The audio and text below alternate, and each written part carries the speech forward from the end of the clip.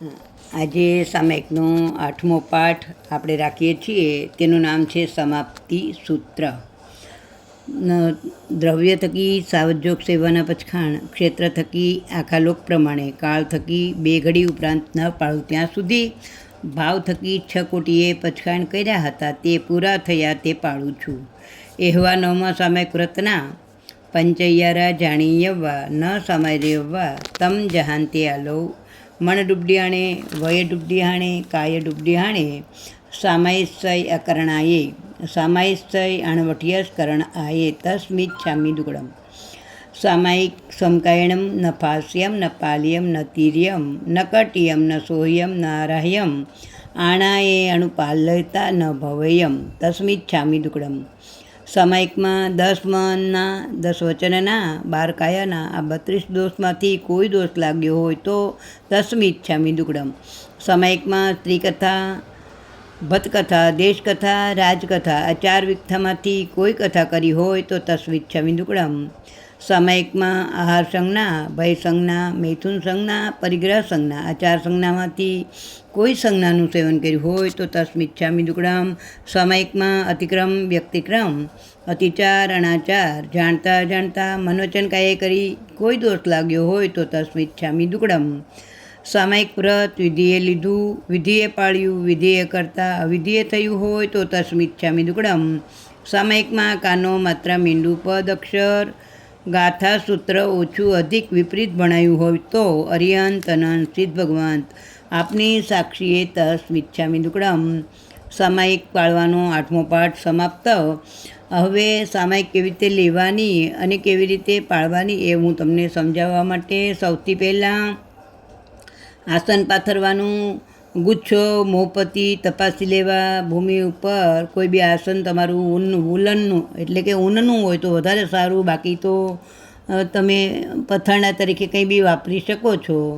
અને એના ઉપર સિમંદર સ્વામીની આજ્ઞા લઈ અને તમારે 1 થી 4 પાઠ બોલવાના.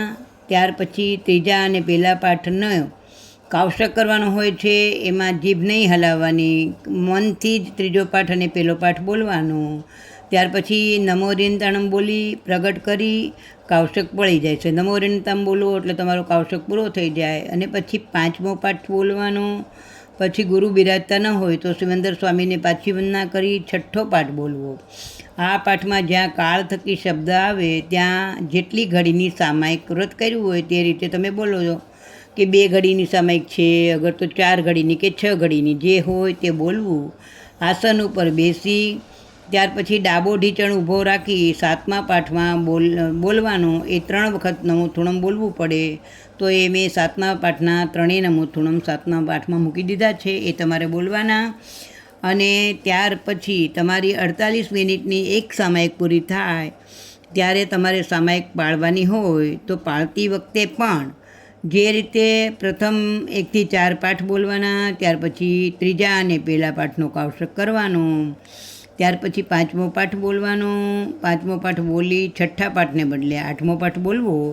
અને ત્યાર પછી 3 નમોથુણમ બોલવા. અંતમાં 3 નમસ્કાર મંત્રનું સ્મરણ કરવું એટલે કે કાવશક કરવું અને તમારી સામાયિક સંપૂર્ણ. આવી રીતે તમારે એક સામાયિક કરવી હોય તો 48 મિનિટ, બીજી એક સામાયિક ભેળવવી હોય તો બીજી 48 મિનિટ અને ત્રીજી સામાયિક ભેળવવી હોય તો આ રીતે 48 મિનિટ તમારે પ્લસ કરતાં તમારી સામાયિક 2.5 કલાકમાં 3 સામાયિક થાય. એક કરવી હોય તો 48 મિનિટની.